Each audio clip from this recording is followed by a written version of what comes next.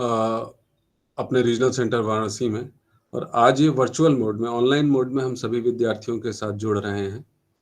आज हम बात करेंगे इनोवेशन की, और मैं इनोवेशन पे, जैसे नए विद्यार्थी जो भी हैं, जैसा कि आपको पता है इनोवेशन और स्टार्टअप पे आजकल बड़ा जोर है। सरकार बहुत प्रयास कर रही है, हमारे माननीय प्रधानमंत्री और सरकार द्वारा इस क्षेत्र में बहुत प्रयास किया जा रहे हैं।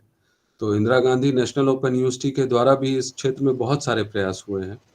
उन सभी प्रयासों से आपको हम अवगत कराएंगे।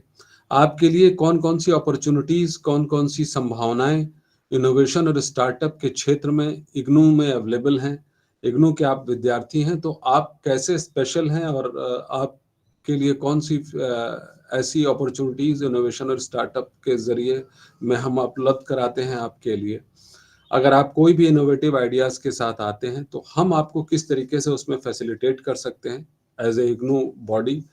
इग्नू में कैसे आपको हम एक प्लेटफॉर्म उपलब्ध करा सकते हैं, वन टू वन मेंटरशिप कैसे हम उपलब्ध कराते हैं अपने विद्यार्थियों को। हाल ही में हमारे एक विद्यार्थी हिमांशु सिंह ने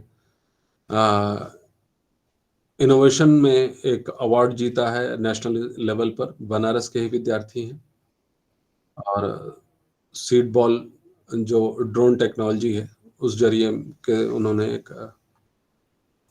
हमारे विद्यार्थी हिमांशु सिंह ने एक अवार्ड जीता। और हर साल इग्नू द्वारा 2 बार पुरस्कार वितरित किए जाते हैं इनोवेशन नवाचार के क्षेत्र में। एक है फाउंडेशन डे, 19 नवंबर को इग्नू का फाउंडेशन डे होता है उस दिन, और एक कन्वोकेशन में, जो कन्वोकेशन फरवरी से अप्रैल के बीच में कभी भी वो कन्वोकेशन आयोजित किया जाता है। तो उसमें नवाचार के क्षेत्र में या स्टार्टअप के क्षेत्र में किसी विद्यार्थी द्वारा जो कोई बढ़िया काम किया गया है, तो उनको पुरस्कार दिया जाता है।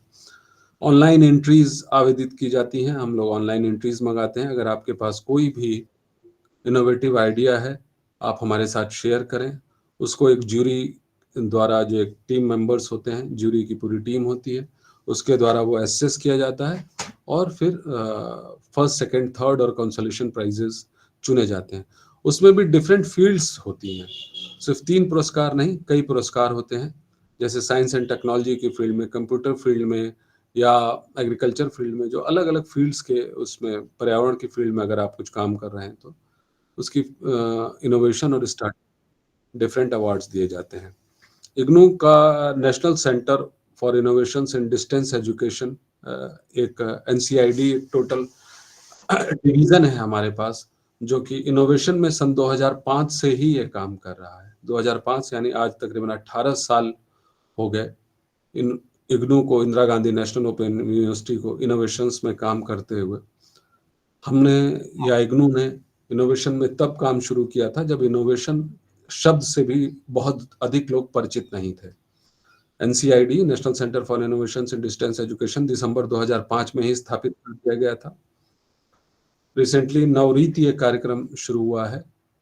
सन 2020 में कोविड के दौरान एक नवरीत कार्यक्रम शुरू हुआ है। नेशनल वर्चुअल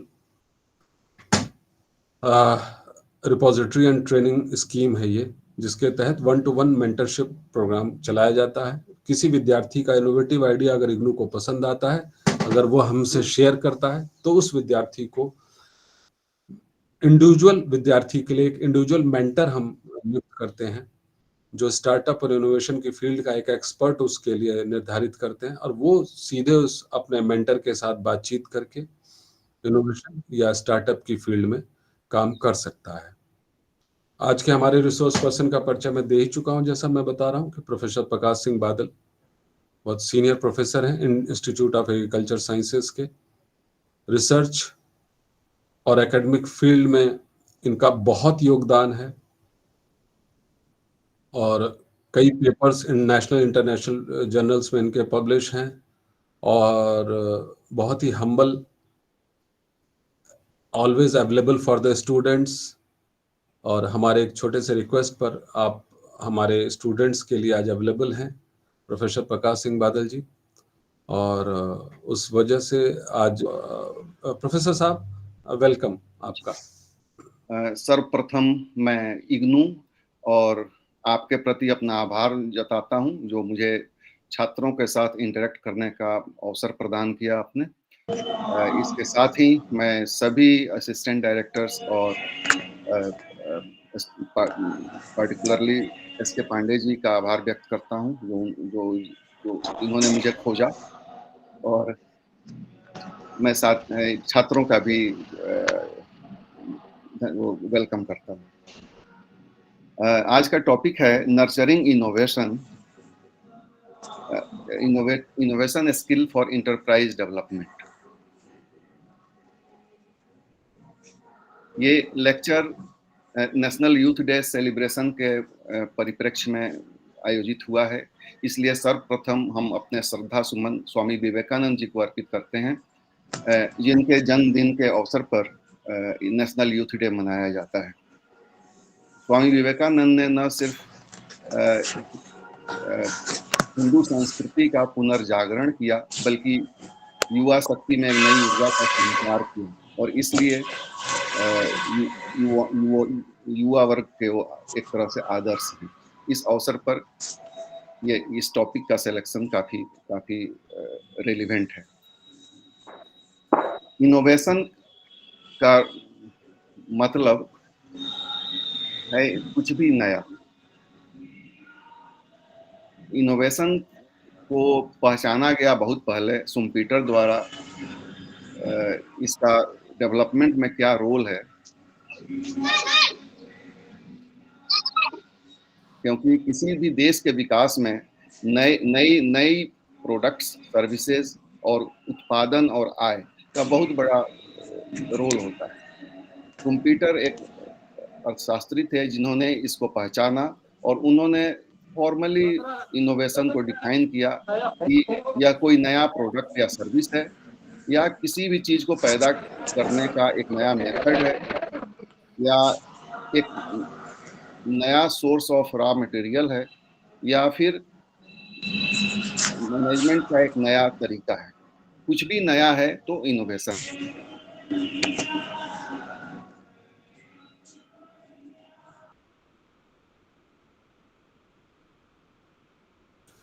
सर आप म्यूट हो गए हैं सर, थोड़ी देर के लिए प्लीज आप अपने आप को अनम्यूट कर लें एक बार फिर से। और स्टूडेंट से मेरा अनुरोध है अपना माइक म्यूट रखें प्लीज, आप बीच बीच में डिस्टर्ब कर रहे हैं। और जो स्टूडेंट अनम्यूट अपने आप को अनम्यूट करेगा प्लीज हम उसको मीटिंग से बाहर कर देंगे। इसका मतलब कि मैं शुरू से ही अनम्यूट था सर? नहीं सर, बस अभी 2 सेकंड में जब मैंने आपको बोला उससे 1 सेकंड पहले गलती से आप म्यूट हो गए। ठीक है, आप ठीक ठीक है सर। तो और जैसा कि आपने बताया कि ये सारी जो नई प्रोडक्ट, सर्विस और रॉ मटेरियल और जो मैनेजमेंट स्ट्रक्चर है, अगर ये बाजार में बिकाऊ है तो ये इनोवेशन की कैटेगरी में आता है, और सच वहीं से एंटरप्रेन्योरशिप स्टार्ट होता है। अगर एंटरप्रेन्योरशिप की परिभाषा अगर देखें तो बहुत सारी परिभाषाएं हैं। किसी ने नए उत्पाद से शुरू किया, किसी ने बाजार के आइडेंटिफिकेशन से शुरू किया, बट हम उसमें नहीं जाएंगे। हम कर्मयोगी हैं, हमको हमारे लड़कों को एंटरप्रेन्योरशिप करना है, नया उद्यम करना है, उसके डेफिनेशन ले लीजिए, उसके डेफिनेशन में नहीं जाना है। फिर भी एक अच्छा डेफिनेशन ये है कि entrepreneurship is the process of creating and running a new business venture which involves taking financial risks in the hope of earning profits and creating value to the society। जिसमें आप सोसाइटी में business करते हैं तो आपको profit भी होना चाहिए और सोसाइटी के लिए एक्सेप्टेबल भी होना चाहिए, उनका भी भला होना चाहिए, तभी जाके आपका बिजनेस सस्टेनेबल होगा। तो ये तो हो गया डेफिनेशन की बातें। लेकिन मैं छात्रों से 2-4 नाम सुनना चाहूंगा जो सक्सेसफुल एंटरप्रेन्योर हैं। उनके म्यूट हैं क्या?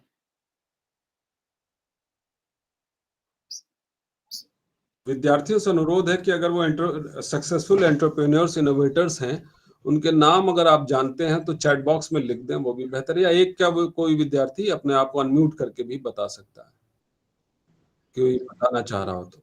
सर मुकेश अंबानी। चलिए ठीक है। और कोई नाम? सर संदीप माहेश्वरी। हाँ Sir, Dr. Vivek Bindra. Vivek Bindra, okay, he is a JRD Tata. Sir Aman Ratan Gupta Tata. चाय वाला भी तो है सर। हाँ, MBA चाय वाला। MBA चाय। Okay, I have got, Steve job. मुझे हो गया जो जवाब मैं मुझे चाहिए तो मिल गया। सर रतन टाटा। देखिए, हाँ ठीक है, मैं सुन चुका हूँ।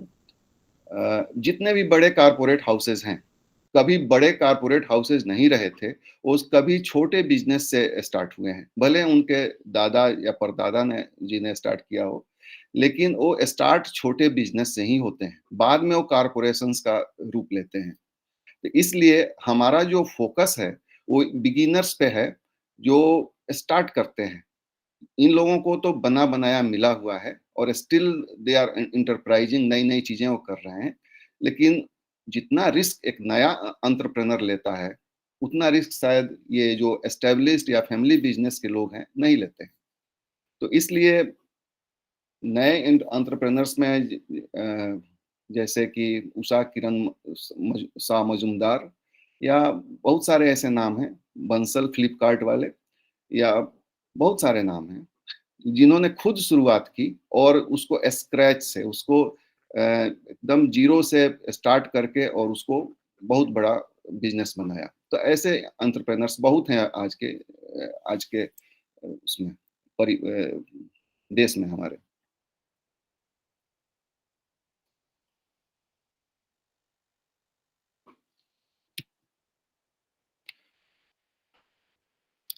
दो चीजें हैं, एक तो इनोवेशन है और दूसरा एंटरप्रेन्योरशिप है। दोनों में अंतर बहुत ज्यादा नहीं है, लेकिन थोड़ा सा है वो अंतर है कि जब हम नया इनोवेशन से कुछ क्रिएट कर लेते हैं और जैसे ही उसको हम प्रॉफिटेबल बिजनेस वेंचर में ले जाते हैं तो हमारा इंटरप्राइज हो जाता है।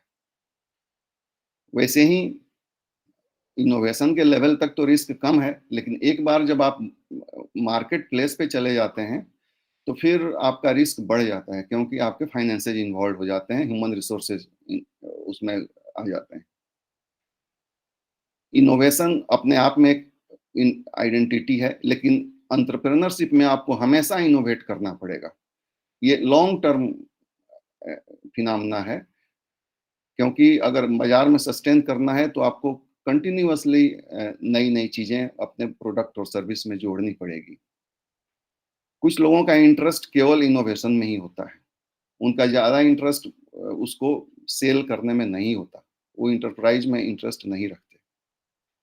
फिर इंटरप्रेन्योरशिप में आपको ज्यादा इंक्वायरी, क्रिएटिविटी, एक्सपेरिमेंटेशन या साइंटिफिक टेम्परामेंट या ये सब चाहिए, जबकि एंटरप्रेन्योरशिप के लिए आपको marketing, human resource management, leadership, public dealing, ये सारे स्किल चाहिए।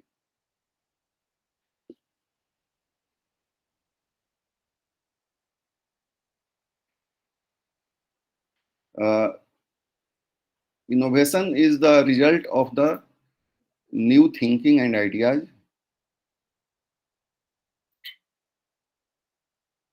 और जो बिजनेस है वो तो आपकी इच्छा है कि हम प्रॉफिट कमाएं किसी नई चीज से, वहां से आती है।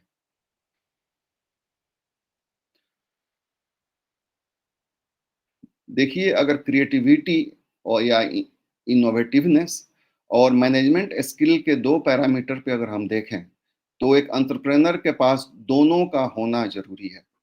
वो उसको क्रिएटिव भी होना पड़ेगा और उसके पास लीडरशिप स्किल, मैनेजमेंट स्किल या बिजनेस कैसे चलाना है ये भी होना जरूरी है। जबकि एक प्रोमोटर के पास अगर पैसा है तो वो अपना पैसा लगा के उससे कमा सकता है, लेकिन एंटरप्रेन्योर के पास पैसा यूजुअली नहीं होता, वो बिगिनर होता है, तो उसके पास ये दोनों स्किल होना जरूरी है। इसके बीच के जो सीक्वेंस है आप देख सकते हैं, अगर बहुत ज्यादा क्रिएटिविटी है तो इन्वेंटर है या इनोवेटर है, हालांकि उन दोनों में भी अंतर है। या अगर उसके पास क्रिएटिविटी कम भी है और मैनेजमेंट स्किल ज्यादा है तो बंदा एडमिनिस्ट्रेटर है। वैसे ही इन दो चीजों में थोड़ा रिलेशन है। आपकी इच्छा नई चीजें लाने की और बाजार में जाने की। इस कैटेगरी में 4 लोग आते हैं, master in entrepreneur, entrepreneurial innovator, innovative entrepreneur and master innovator. देखिए, शुरू में है मास्टर एंटरप्रेन्योर, उसको इनोवेशन से कम मतलब है। वो टेक्नोलॉजी लेता है, उसको यूज करता है और सीधे बाजार में जाके बेचने चला जाता है अपना प्रोडक्ट, जैसे कि प्रोग्रेसिव फार्मर्स हैं। वैसे ही मास्टर इनोवेटर्स, इनको बाजार से कोई मतलब नहीं है। जैसे इंजीनियर हैं, साइंटिस्ट हैं, ये उस प्रॉफिट में नहीं हिस्सा लेते, बल्कि नई-नई चीज़ों का आविष्कार करते हैं। तो ये मास्टर इनोवेटर हैं। तो इस तरह से एक बहुत ही बारीक अंतर है इन सब चीज़ों में, जिसको आप देख सकते हैं। सवाल है, इन एंटरप्रेन्योरशिप की ट्रेनिंग हम कहाँ लें? एक तो हम लोग कोर्स कर रहे हैं, इग्नू का बहुत भारी रोल है लोगों को करने में, वोकेशनल एजुकेशन में। और इसके अलावा भी कुछ इंस्टीट्यूशंस हैं जो एंटरप्रेन्योरशिप पे ट्रेनिंग देते हैं, जैसे निस्बड है, national institute of small business and NISBUD, small business development. वैसे ही एंटरप्रेन्योरशिप डेवलपमेंट इंस्टीट्यूट है। स्टेट गवर्नमेंट्स के भी एंटरप्रेन्योरशिप डेवलपमेंट इंस्टीट्यूट्स हर स्टेट में है, गुवाहाटी में है, हैदराबाद में है, हर स्टेट गवर्नमेंट का एक अपना इंस्टीट्यूशन है। जितने भी रिसर्च इंस्टीट्यूशंस हैं, वो आईसीआर के हों या और भी हैं, उन सब का मकसद यही है कि लोगों को हम टेक्नोलॉजी दें और उससे लोग कमाएं। इसलिए ऐसा कोई भी इंस्टीट्यूशन नहीं है जो अपने मैंडेट एरिया में वो एंटरप्रेन्योरशिप की ट्रेनिंग न देता हो। For example, goat research institute Mathura में है, तो गोट फार्मिंग का देता है। क्योंकि मैं एग्रीकल्चर का हूँ, तो एग्रीकल्चर का सब मुझे पता है। वैसे ही केवीकेज हैं, केवीकेज भी एंटरप्रेन्योरशिप पे ट्रेनिंग देते हैं किसानों को कि कैसे नई चीजें करें, महिलाओं को। एक एंटरप्रेन्योरशिप के लिए आपके पास क्या-क्या होना चाहिए? तो एक तरह से तो संसार के सारे गुण होने चाहिए, लेकिन वो सारे नहीं भी हैं, तो कुछ मेन चीजें हैं जो आपके पास होने चाहिए, और एक है उसमें से पेशेंस। आप ये चाहें कि 2 दिन के अंदर आपका बिजनेस वो होने लगे, पेड़ पे पैसे फलने लगे, वो पॉसिबल नहीं है। आपको पेशेंस के साथ अपने आइडिया को एक लंबे समय तक इंक्यूबेट करना पड़ेगा, तब जाकर उसका रिजल्ट निकलेगा आपके सामने। आपको सेल्फ मोटिवेटेड होना पड़ेगा, ताकि लोग हंसी भी उड़ाएं, खिल्ली भी उड़ाएं, तो आप पे कोई असर ना पड़े। आप अपने धुन के पक्के हों। डिसिप्लिन चाहिए, लापरवाही से बिजनेस नहीं हो सकती। हार्ड वर्क, और आप में लीडरशिप क्वालिटी तो चाहिए, क्योंकि आपके पास एम्प्लॉइज हैं, आपके पास बहुत सारे रिसोर्सेज कमिट किया है, आपको किसी बैंक ने पैसा दिया है आप पे विश्वास करके। इन सब चीज़ों में लीडरशिप एबिलिटी का बड़ा रोल होता है। आपको लीडरशिप कैपेबिलिटी चाहिए।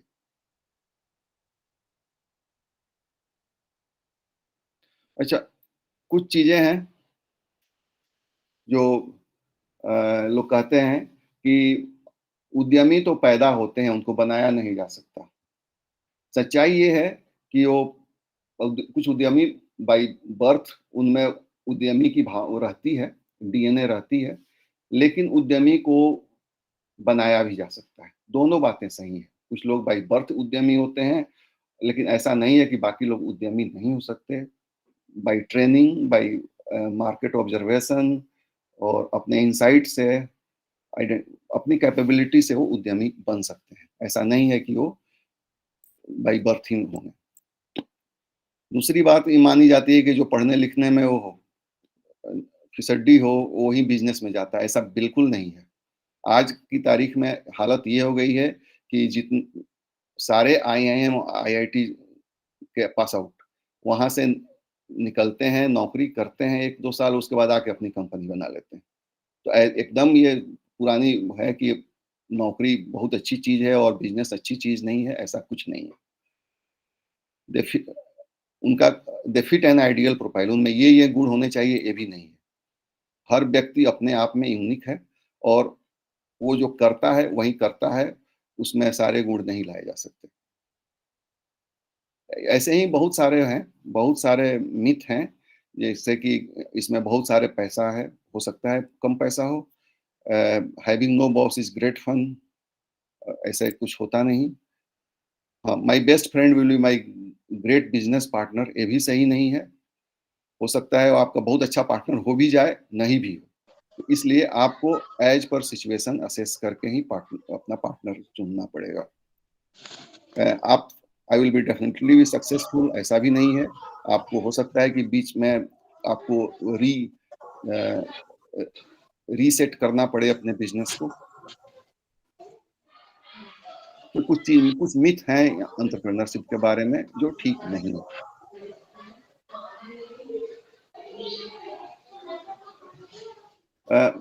हमने अभी सरकार काफी फोकस कर रही है एफपीओ पे, फूड क्या कहते हैं, फार्मर प्रोड्यूसर कंपनी या फार्मर प्रोड्यूसर ऑर्गेनाइजेशंस पे। सरकार का फोकस है 10,000 एफपीओ को करना, एक्टिवेट करना। लेकिन अगर आप ग्राउंड लेवल पे जाएं तो कोई भी सरकारी स्कीम,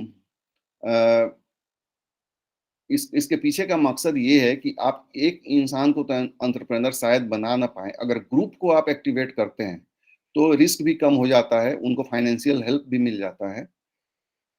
लेकिन अभी ग्राउंड पे ये जो देखने को मिल रहा है कि उसमें से भी केवल एक ही एंटरप्रेन्योर आ रहा है और बाकी लोगों को जोड़ के वो खुद ही चला रहा है। इनोवेशन जब तक आप नहीं करेंगे, ये सारे ऑर्गेनाइजेशंस अपने आप में सफल नहीं हो पाएंगे, क्योंकि बाजार में जो एग्जिस्टिंग कम्युनिटी बैठी हुई है वो कभी भी नए कंपटीटर्स को आने से रोकती है, और एफपीओज के साथ भी यही है। अगर ये लोग अपनी दुकान, अपनी आढ़त अपना अगर करते हैं तो शायद उनका जो सोशल रिलेशंस है वो तनावपूर्ण हो जाता है पहले से, जो व्यापारियों से और आढ़तियों से है। किसानों का जो रिलेशन है वो हो जाता है तनावपूर्ण। तो ये एक बाधा है हमारे रूरल एरिया में। दूसरी है फाइनेंसेस। अभी हो ये रहा है कि एक लीडर आ रहा है, वो फाइनेंसेस इकट्ठा करता है, फिर मैचिंग ग्रांट लेके स्थिर हो जाता है और वो बिजनेस आगे बढ़ नहीं पाता। तो इस तरह से पॉसिबल नहीं है। कहीं ना कहीं उसमें एक से ज्यादा एंटरप्रेन्योर्स को एक्टिवली इन्वॉल्व होना पड़ेगा, तभी एफपीओ का जो मूवमेंट है ये आगे बढ़ पाएगा। नहीं तो फिर ये जो नाबार्ड या दूसरे जो 8 लाख मैचिंग ग्रांट दे रहे हैं वो सब बेकार जाएगा। कहीं ना कहीं नए आइडियाज और नए बिजनेस लेकर इन लोगों को सामने आना पड़ेगा। मैं आप लोगों को एक व्यक्ति से मिलवाना चाहूँगा, जो मेरे कलीग हैं, जो नौकरी करते हैं और उन्होंने नौकरी के पहले बिजनेस की, फिर नौकरी की और फिर बिजनेस में है। मैंने उनसे पूछा कि दोनों में क्या फर्क है, नौकरी और बिजनेस में, तो हम क्यों ना उन्हीं से सीधे सुन लें।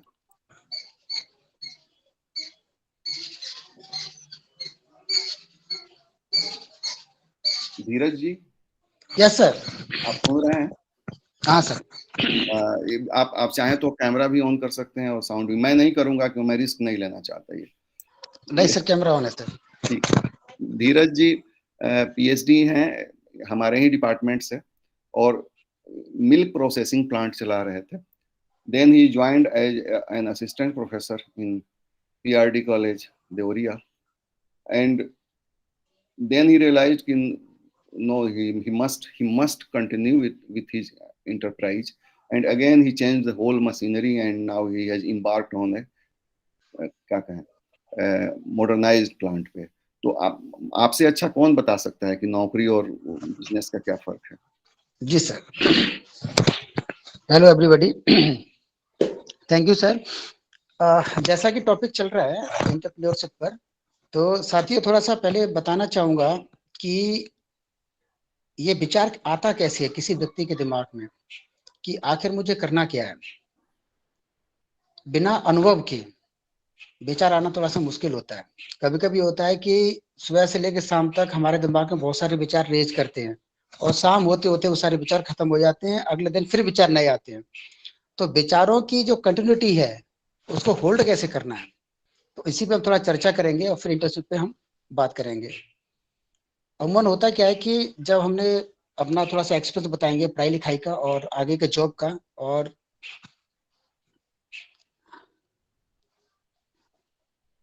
सॉरी, हेलो, आवाज आ रही सर? आवाज आ रही है जी सर। तो उसमें हुआ क्योंकि जब हमने यहाँ से बीएचयू से पीएचडी कंप्लीट किया तो बीएचयू में एसआरएफ और आरए की पोस्ट पे 2 साल काम किया। उसके बाद हमको थोड़ा सा बाहर जॉब करने का अपॉर्चुनिटी मिली। तो आप लोगों ने सुना होगा जेवीएल एग्रो इंडस्ट्री लिमिटेड, जो पहले झूला वाला रिफाइंड ऑयल निकालते थे, बनारस की कंपनी है, लेकिन इंडिया में 4th largest edible oil import company थी ये, जो कि इंडोनेशिया मलेशिया से एडिबल पाम ऑयल जो क्रूड फॉर्म में इंपोर्ट करती थी। तो उसी कंपनी में हमने ज्वाइन किया एज ए जनरल मैनेजर। पहले हमको सिंगापुर भेजा गया और वहां से फिर अफ्रीकन कंट्री का हमको इंचार्ज बनाया गया। अफ्रीका में हमने इनकी अपॉर्चुनिटी ढूंढी कि भाई किस तरह का बिजनेस डेवलप हो सकता है एज ए स्टार्टअप। तो वहां पर फार्मिंग का और स्पेशली पाम ऑयल प्लांटेशन का और प्रोसेसिंग का ये सारी तैयारी हमने इनकी वहां पे की। उसके बाद वहाँ सोमालिया हम निकल गए। सोमालिया में 2 साल रहे, वहाँ कोको वाला फैक्ट्री था उसमें भी, और इसके अलावा फार्मिंग भी काम किए। जब लगा कि नहीं यार इंडिया में चल के कुछ अपना किया जाए, अब थोड़ा सा अनुभव हो गया है और कुछ अपने लोगों के लिए या हमारे साथ के जो लोग हैं उनको जॉब कैसे प्रोवाइड किया जाए, तो एक अनुभव हमारे पास हो गया था इतनी कंट्रियों में काम करने के बाद। जब हम इंडिया में आए तो हमने स्टार्टिंग में एक मिल्क का बिजनेस सोचा बनारस में। उस समय बनारस में केवल एक पराग का ही था जो पाउच फॉर्म में मिल्क तैयार करता था, और पाउच का पराग जो है रामनगर में है, आपने देखा होगा। तो उसका 5000 लीटर पर डे कैपेसिटी का भी प्लांट था। और वो प्लांट का जो दूध आता था तो उसमें भी लोगों का थोड़ा सा रहता था कि भाई चलो अमूल का यार बाकी ब्रांड का खत्म हो जाएगा उसके बाद पर आपको हम चूज करेंगे। वो लोगों का एक अपना टेंडेंसी थी किसी चीज को लेके। जब हमने देखा कि नहीं यार दूध का यहाँ पे कुछ अपॉर्चुनिटी है बनारस में, क्योंकि पूरा हब है बनारस दूध के लिए, हमने यहाँ पे आके स्टार्टिंग में रॉ मिल्क गांव से मंगाने के बाद और उस रॉ मिल्क को बोतल में पैक करके डोर टू डोर कस्टमर को देना शुरू किया। उसमें एक मोबाइल ऐप भी बनाया कस्टमर को जोड़ने के लिए, साथ में पंपलेट बैनर जो भी मार्केटिंग की विधाएं हैं उन सबको हमने यूज किया। तो उस समय तक बोतल के फॉर्म में हम करीब 1000 लीटर तक हम मार्केट में पहुंच चुके थे। लेकिन बोतल में दूध बहुत दिनों तक होल्ड नहीं कर रहा था। होल्ड ना करने का कारण था कि पास्चराइज नहीं था। चिल्ड तो हम कर रहे थे लेकिन पास्चराइज नहीं था, और जब तक पास्चराइज नहीं होगा तब तक वो होल्ड करेगा नहीं। फिर हमने सोचा चलो इतना कुछ पैसा आ रहा है तो इसकी बदौलत हम फिर एक फुल फ्लैश मैन्युफैक्चर प्लांट हमने डिजाइन किया और उसको स्टेब्लिश किया। इसमें हम पार्टनरशिप फर्म थी हम लोगों की, 2 पार्टनर और हमारे साथ थे जो लोकल के थे बनारस के। तो करीब 75 और 80 लाख के आसपास का एक प्लांट हमने तैयार किया लीज की जमीन लेके। उसमें मैन्युफैक्चरिंग मिल्क का हमने शुरू किया, जिसमें काउ मिल्क था स्पेशली और बफेलो मिल्क, दोनों क्वालिटी अलग थी। काउ मिल्क उस समय तक मार्केट में लॉन्च नहीं हुआ था, जो मैं आपको 2015-16 की बात बता रहा हूँ। तो बहुत अच्छा रेस्पॉन्स मार्केट में हमको काउ मिल्क का मिला, फ्रेश काउ मिल्क, पास्चराइज और होमोजेनाइज। कुछ लोगों को चाहिए था कि नहीं हमको आप होमोजेनाइज मत दीजिए, पास्चराइज दूध दीजिए जिससे कि हमको उसमें से क्रीम निकालें उसका घी बनाए। तो वो भी ब्रांड हमने निकाला। तो उस समय तक हम 2000 लीटर तक मार्केट में हम लोग पहुंच गए थे। बीच में लॉकडाउन आया। लॉकडाउन आने के बाद थोड़ा सा मामला गड़बड़ हुआ और पूरा प्लांट शट डाउन कर गया हमारा। हमारे उस समय करीब 50 के आसपास डायरेक्ट इनडायरेक्ट एम्प्लॉय थे जो हमारे बिजनेस के साथ एसोसिएट कर रहे थे। उसी बीच में थोड़ा जॉब का निकला तो हमने अप्लाई किया। हायर एजुकेशन तहत हम बीआरडीपीजी कॉलेज में असिस्टेंट प्रोफेसर बन गए। लेकिन जो प्लांट जहाँ पर शट डाउन किया था, द्वारा अपने पार्टनर लोगों का पैसा देकर नई टीम के साथ फिर हमने उसको स्टेब्लिश किया। अभी परसों उसका इनॉग्रेशन हम करने जा रहे हैं। ये थोड़ी सी कहानी आपको बताना इसलिए जरूरी था कि जब हम कोई बिजनेस करने जाते हैं या कोई आइडिया हमारे मन में आता है या हमको एंटरप्रेन्योर बनना है, तो हमको 2 चीजों का बेसिक ध्यान रखना होगा। पहला चीज सबसे बड़ी है कि या तो आप एज ए वर्कर कहीं आपने काम किया हो, आपने उस लूप होल को देखा हो कि भाई बिजनेस हमको करने जा रहे हैं तो उस बिजनेस के अंतर्गत कहाँ कहाँ ऐसी चीजें यहाँ आपको घाटा पड़ सकता है, कहाँ कमियां रह सकती है। और सबसे बड़ी बात कि जिस बिजनेस के मालिक बनने जा रहे हैं, मालिक जब हम बनेंगे तो हमें उस बिजनेस के बारे में पूरा पता होना चाहिए, तभी हम अपने अंडर में एम्प्लॉय को रख पाएंगे और एम्प्लॉय को जिम्मेदारी दे पाएंगे। बिजनेस को करने के लिए 3 चीजें बहुत जरूरी है: डेडिकेशन, समर्पण, दूसरा पंचुअलिटी, समयबद्धता, और तीसरा ईमानदारी, हॉनेस्टी। अगर ये 3 चीज आपके अंदर नहीं है तो कोई भी बिजनेस को आप नहीं चला पाएंगे। अमूमन होता क्या है, जब बिजनेस खोलते हैं पार्टनरशिप फर्म में, तो उसमें होता है कि पार्टनरशिप में जो छोटे छोटे मतभेद होते हैं वो बहुत बड़ा कारण होते हैं उस बिजनेस को शट डाउन करने के लिए। अगर सारे पार्टनर या कोई भी व्यक्ति, हम व्यक्ति विशेष की बात भी कर रहे हैं और पार्टनरशिप की बात कर रहे हैं, अगर इन सब लोगों में आपस में कोऑर्डिनेशन नहीं है, टाइमिंग को लेके, काम को लेके और प्लस रेवेन्यू को लेके, तो बिजनेस नहीं चल सकता है। एक अच्छी दोस्ती भी अच्छी दुश्मनी में तब्दील होने में उसमें समय नहीं लगता। तो बिजनेस करने से पहले ये 3 चीजें बहुत जरूरी हैं।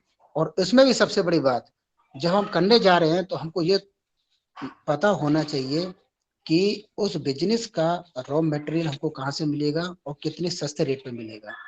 जो रॉ मटेरियल हम लेके आ रहे हैं उसका अगर हमको मैन्युफैक्चरिंग या प्रोसेसिंग करना है, उसका चार्ज कितना होगा और उसके लिए हमारे पास संसाधन क्या है। और तीसरा मार्केटिंग, जो सबसे बड़ा है, क्योंकि आपने रॉ मटेरियल सस्ता ले लिया, बहुत अच्छी बात है, आपने प्रोसेस भी कर लिया, मैन्युफैक्चरिंग भी कर लिया, ये भी बहुत अच्छी बात है, लेकिन मार्केटिंग की आपकी प्रैक्टिस अच्छी नहीं है तो सब कुछ अच्छा होते हुए भी आप घाटे में चले जाएंगे, आप बहुत बड़े लॉस में चले जाएंगे। और इसके लिए जरूरी है, अमूमन जितनी कंपनी आपने देखी होंगी, चाहे स्टार्टअप के तौर पे आ रही हो, चाहे बड़े बड़े ब्रांड आ रहे हो, वो मोर देन 65% मार्केटिंग में लॉन्च करते हैं, मार्केटिंग में पैसा खर्च करते हैं एडवर्टाइज करने के लिए। जब कोई बिगिनर है, फ्रेश वाटर सेलर है, नया 900 की आदमी है, वो कहीं से सीख के आया और सीख के आने के बाद उसके पास जो संसाधन है, उसकी फैमिली के द्वारा या पिताजी से लेके या उसका खुद का कमाया हुआ, उसके माध्यम से जब वो बिजनेस स्टार्ट करता है तो उसके पास फंड की थोड़ा क्राइसिस होती है। बैंक भी, जो न्यू कमर्स होते हैं, 900 के लोग होते हैं या फ्रेश वाटर सेलर्स होते हैं जो अभी स्टार्टिंग कर रहे हैं, उस बिजनेस में आए हैं, उनको भी वो लोन देने के लिए हिचकिचाते हैं। वो कहेंगे कि आप 3 साल का आईटीआर लेके आइए, उसके बाद आपको फंडिंग करेंगे। कभी कभी होता है कि हम अपनी प्रॉपर्टी के बेसिस पे या हमारे जो पुरानी आईटीआर है उसके बेसिस पर हमने बैंक से लोन ले लिया, चाहे आपने डेयरी का लिया हो, चाहे पोल्ट्री का लिया हो, मैं भी एग्रीकल्चर का हूँ, अमन उसी चीज के बारे में आपको बताऊंगा।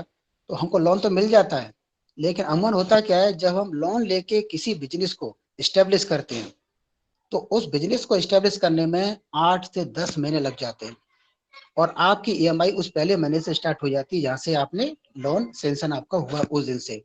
और जब टर्नओवर आपका आना स्टार्ट होगा तब तक आपके पास बैंक ईएमआई का लोड इतना ज्यादा होगा तो आप बहुत ज्यादा साल 2 साल तक उसको रन नहीं कर पाएंगे अगर हमारे पास बैकअप प्लान नहीं है। यहाँ मेरा कहने का मतलब ये भी नहीं है कि बैंक से लोन ना लिया जाए या बैंक फैसिलिटी आपको दे रही है तो उसे दूर हो जाए, क्योंकि किसी के पास उतना पैसा पर्सनली होता नहीं है कि वो उस पैसे के बल पर अपने बिजनेस को स्टार्ट कर ले। मेरा मानना जो है कि आप जिस क्षेत्र में रहते हैं, जिस जगह पर रहते हैं और आप जिस फील्ड में काम कर रहे हैं, उस फील्ड के आसपास के रिसोर्सेज को, संसाधनों का आप चयन करिए और उस संसाधनों का और रिसोर्सेज का आप चयन करेंगे तो आपको लगेगा कि उस लिमिटेड रिसोर्सेज के साथ ही आप छोटा मोटा बिजनेस स्टार्ट करिए पहले, क्योंकि उसी छोटे मोटे बिजनेस में ही आपको रिस्क की वैल्यू मालूम पड़ेगी, इसमें रिस्क कहाँ कहाँ आ रहा है और किस जगह आएगा। और अमन होता है कि मार्केट में हम लोग स्टडी बहुत कम करते हैं, ये गलती हमसे भी हुई थी। हम रॉ मटेरियल हमको कहाँ से लेना है, हमने डिसाइड कर लिया कि चुनार एरिया, चंदौली एरिया में दूध उसमें सस्ता था, 22 रुपया 23 रुपया लीटर था, क्योंकि स्पेशली हम दूध पे काम किए थे। बाहर विदेश में ऑयल सीड पे काम किए थे और पाम ऑयल में काम किए थे, लेकिन जब फील्ड हमने चूज किया तो हमने दूध को ही प्राथमिकता दी। तो जब हमने देखा कि दूध हमको इतना सस्ता मिल रहा है, मैन्युफैक्चरिंग में बहुत अच्छे से कर लिया, पैकिंग भी बहुत अच्छे से हो गई, लेकिन जैसे हम मार्केट में हम लॉन्च करने के लिए गए तो मार्केट में तब तक कई सारे ब्रांड आपको कम्पीट करने के लिए तैयार बैठे हुए थे, जिसमें अमूल था, आपका पराग था, मदर डेयरी था और बहुत सारे ब्रांड थे। अब उन ब्रांड के बीच में आपको अपने प्रोडक्ट को चलाना है तो बड़ा मुश्किल होता है। तो उस केस में स्ट्रेटेजी ये होती है कि भाई उनकी जो मार्केटिंग कॉस्ट है वो ज्यादा लगती है, क्योंकि उनके जो प्लांट हैं या उनका मिल्क का कलेक्शन है बड़ा दूर से होता है, और वो या तो कानपुर से या इलाहाबाद से या आपके दिल्ली से, मदर डेयरी का स्पेशली वहां से वो दूध को लेके आते हैं। अमूमन वो क्या करते थे कि वो आज की डेट में भी है, जैसे पाउच आता है 500 ml का किसी भी कंपनी को 50 पैसा देता है रिटेलर को उसको सेल करने के लिए। हमने कहा अगर हम भी 50 पैसे देंगे तो या तो फिर जो भी व्यक्ति अगर ब्रांड को लेगा, हमने उनको 1.5 रुपया मतलब 1 लीटर का 3 रुपया ऑफर किया कि हाँ आप अगर हमारा 1 लीटर दूध बेचेंगे तो हम आपको 3 रुपया 1 लीटर पे मार्जिन देंगे। उसमें जो किराना स्टोर वाले हैं या जो बड़े स्टेक होल्डर्स हैं उनको ये फायदा होता है कि भाई क्योंकि सबसे बड़ा मालिक जो रिटेलर बैठा हुआ है, जो रिटेल में बेच रहा है वो है मार्केट का। जितनी बड़ी बड़ी कंपनियां उन सबका मालिक अकेला वही व्यक्ति है, वही बताता है कि ब्रांड कौन कैसा है, प्योरिटी कैसी है, क्वालिटी कैसी है और रिलायबल कंपनी कौन सी है। और वो जो दिमाग में आपके भर देगा आप उसी सामान को लेके आते हैं, और वो इस चीज में इस विधा में बड़ा पारंगत होता है। जब हमने दिया 3 रुपया तो वो क्या करता था, जैसे कोई अमूल मांगने आया तो या दूसरा ब्रांड मांगने के लिए आया कि नहीं नहीं वो तो खत्म हो गया लेकिन ये लीजिए, नहीं नहीं वो हमको वो दीजिए कि साहब आप लेके जाइए इसको, आप एक बार पीजिए। अमूल कहाँ से आता है, पराग कहाँ से आता है, कितने दिन का स्टोर होता है, कौन सा आपके लोकलिटी में उसका प्लांट लगा हुआ है, आप फ्रेश मिल्क पीजिए ना, आपको दूध चाहिए कि ब्रांड चाहिए। तो जो कस्टमर आता था तो उसको ये भरोसा होता था कि नहीं भाई अगर इतना प्रेस कर रहा है ये और इतना विश्वास से कह रहा है, चलो एक बार ट्राई करते हैं। आपकी क्वालिटी अच्छी है, आपकी क्वांटिटी अच्छी है, टेस्ट अच्छा है, फ्लेवर अच्छा है, पैकेजिंग अच्छी है, तो वो अमूमन सेकंड डे जब आएगा तो ब्रांड पर न जाके आपके उस ब्रांड को ले लेगा जो आपने लॉन्च किया है। और इन सारी चीजों के बीच में जो सबसे बड़ी बात और एक और आती है कि आज के इस दौर में बहुत ये चल रहा है इंटरप्रेन्योर कि कैसे करें, क्या करें, कहाँ से करें, what to do, how to do, ये सारी चीजें। तो मैं एक चीज जरूर कहना चाहूंगा कि इंटरप्रेन्योर में बहुत जरूरी नहीं है कि आप मैन्युफैक्चरर ही बनिए या कुछ नया इन्वेंशन ही करिए या कुछ इस तरह की चीजें लेके आइए कि मार्केट में अभी है ही नहीं है, आप नए लेके आ रहे हैं। इंटरप्रेन्योर में ये भी है कि आप एक बार थोड़ा सा किसी बिजनेस में घुसने से पहले उस बिजनेस के भाव को समझिए कि मार्केट का भाव जा का रहा, भाव मतलब मेंटेलिटी कि कंज्यूमर क्या चाह रहा है और कस्टमर जो चीज मार्केट में खरीदना चाह रहा है उससे उसको सेटिस्फेक्शन मिल रहा है कि नहीं मिल रहा है। क्योंकि कंज्यूमर का क्या है कि भाई उसको किसी भी चीज से मैक्सिमम सेटिस्फेक्शन मिल जाए, वो चाहे ब्रांड की चीज हो और चाहे वो आपके लोकल प्रोड्यूस चीज हो। तो उसमें आपको क्या करना है, एक नया कॉन्सेप्ट ट्रेडिंग का भी आया हुआ है, that is also the entrepreneur. तो आप ट्रेडिंग में कर सकते हैं कि मान लो किसी जगह पर कोई जगह विशेष या डिस्ट्रिक्ट विशेष या राज्य विशेष किसी वस्तु विशेष के लिए फेमस है, आप वहां से होलसेल में सामान मंगाइए, अपना लाइसेंस लीजिए एफएसएसआई का, और लाइसेंस लेने के बाद में अपनी पैकेजिंग और अपनी ब्रांडिंग उसे करिए। तो उस जो मैं इसका एक एग्जांपल हम आपको बता रहे हैं कि मिल्क के साथ हम पेठे का बिजनेस करने जा रहे हैं, पेठा और पेड़ा, मथुरा का पेड़ा और आगरा का पेठा। जो पेठा आपका बनारस में 36 रुपए का 200 ग्राम, आपकी दुकान पे किसी मॉल में जाएंगे तो 36 रुपया 38 रुपए का 200 ग्राम मिलता है। और जो अमूमन आपने देखा होगा गलियों में कभी कभी ठेले पे रिक्शे पे बेचते हैं वो लोग, तो वो आपने देखा होगा कि 90 रुपया 100 रुपए से नीचे उसकी रेट नहीं है, जो सबसे थर्ड क्वालिटी का होता है। उससे एक नंबर का और वन क्वालिटी का पेठा अगर आगरा से लेके आते हैं आप, जो मेरा खुद का ही अपना एक्सपीरियंस है, और आप जितने लोग जुड़े हों चाहे तो इसको शुरू कर सकते हैं। अभी हमने शुरू नहीं किया लेकिन हम आपको आइडिया दे रहे हैं चीज का। आप आगरा से लेके आ सकते हैं, आगरा में वही पेठा 65 रुपीज kg आपको होलसेल में मिलेगा। और उस पेठे को यहाँ मंगाने के बाद अगर एक kg पेठे पे अगर 1 किलो 1 रुपया भी या 2 रुपया भी आप लगाते हैं ट्रांसपोर्टेशन कॉस्ट वहां से यहाँ तक मंगाने में, गाड़ी भर के मंगाते हैं आप और उसकी पैकेजिंग करते हैं, तो किसी भी हालत में 1 kg पर 20 रुपए आपको नेट मार्जिन मिलेगा। और जो पेठा आप लेके आएंगे, यहाँ मार्केट में जो पेठा है, जो लोकल का चुनार और चंदौली एरिया में जो पेठा बनाया जाता है, कुछ बिहार से भी आता है, पेठे का फ्रूट होता है उसी का बनाया जाता है। क्योंकि लोगों का जो रुझान है मिठाई की तरफ वो थोड़ा कम होता जा रहा है। वो कम होने के कारण ये है कि लोगों को लगता है कि दूध में मिलावट होती है, या जो खोआ या छना बनाया जाता है जिसकी मिठाई बनाई जाती है वो प्योर नहीं है।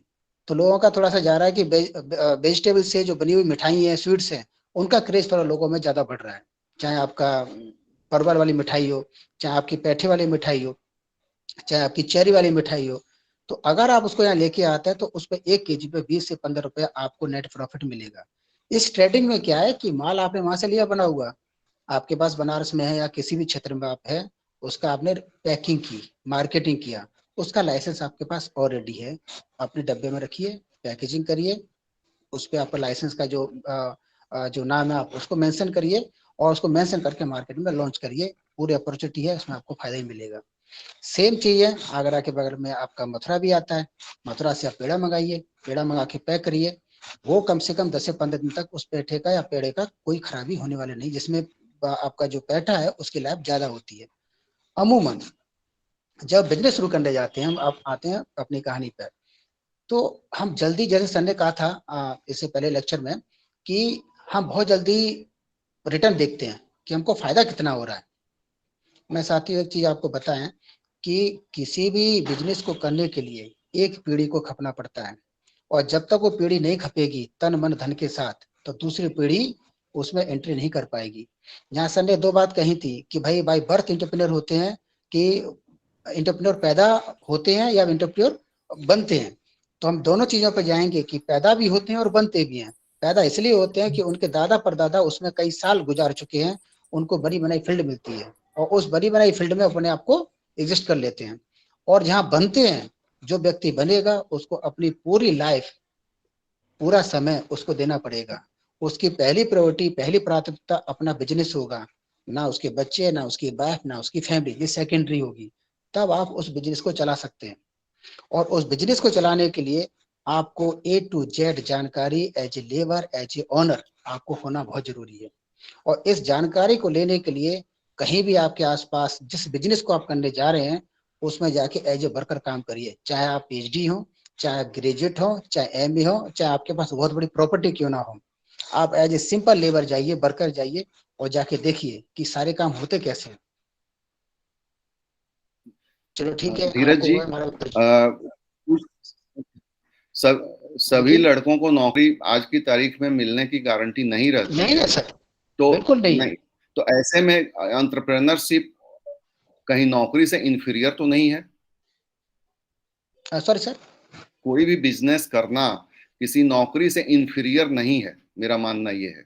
बिल्कुल सर, बिल्कुल, कि एंटरप्रेन्योर में खाली आपको एक व्यक्ति की नौकरी नहीं मिल रही है, आप भी लोग जो आवाज इनकी तैयारी कर रहे हैं, क्योंकि हमको जॉब सीकर नहीं बनना है, जॉब प्रोवाइडर बनना है। आवाज कट रही है आपकी।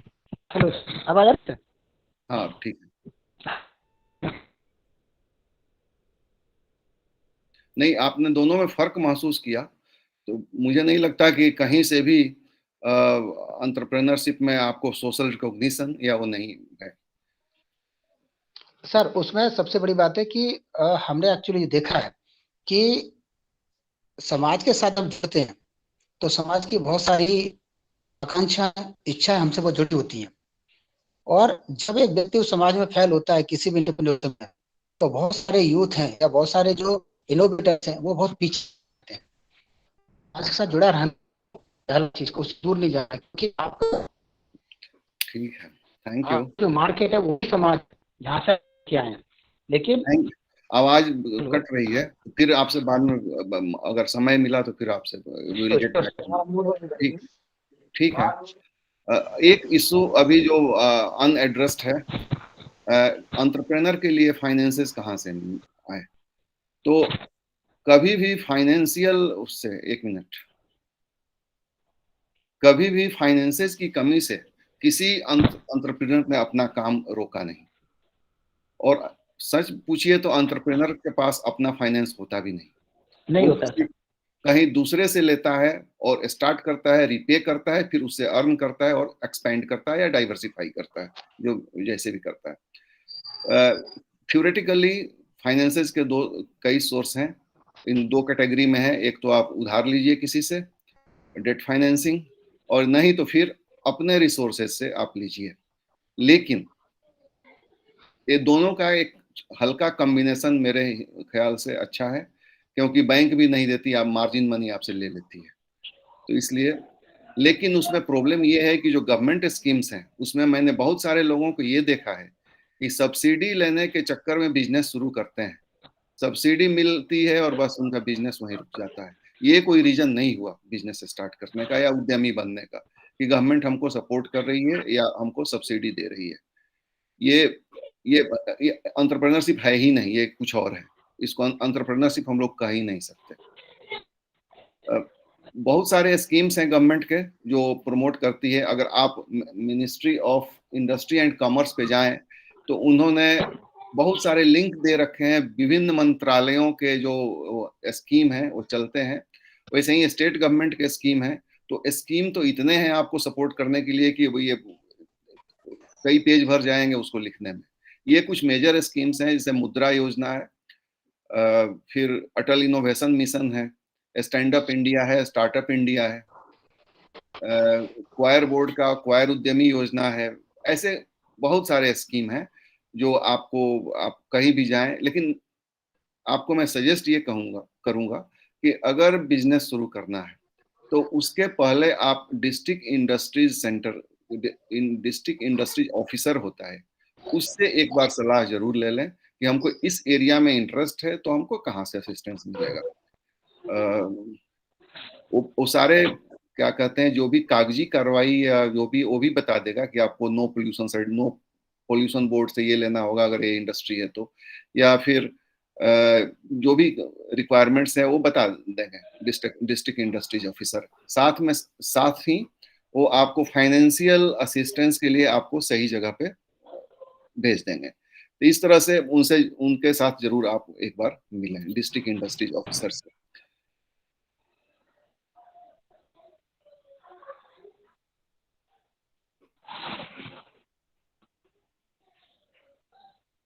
देखिए, ये हम लोगों ने स्टार्टिंग की थी विवेकानंद जी से, और विवेकानंद जी का ही कोट है, the greatest religion is to be true to your own nature, have faith in yourself. जब तक आपको अपने आप में भरोसा नहीं होगा, आपको ना तो दूसरों में भरोसा हो सकता है, ना भगवान में भरोसा हो सकता है। इसलिए अपने आप में भरोसा करना बहुत जरूरी है। आपके प्रश्न हैं तो मैं हूँ, और कहीं जरूरत पड़ी तो धीरज जी भी हैं, वो बताएंगे। सर लोग भी बैठे हैं, सर लोग भी बता सकते हैं। तो सर, बहुत बहुत धन्यवाद डॉक्टर साहब, बहुत बहुत अच्छा इनोवेटिव लेक्चर था। और जो धीरज जी, जो आप एक सरप्राइज एलिमेंट बीच में लेके आए, जी that was a very happy surprise.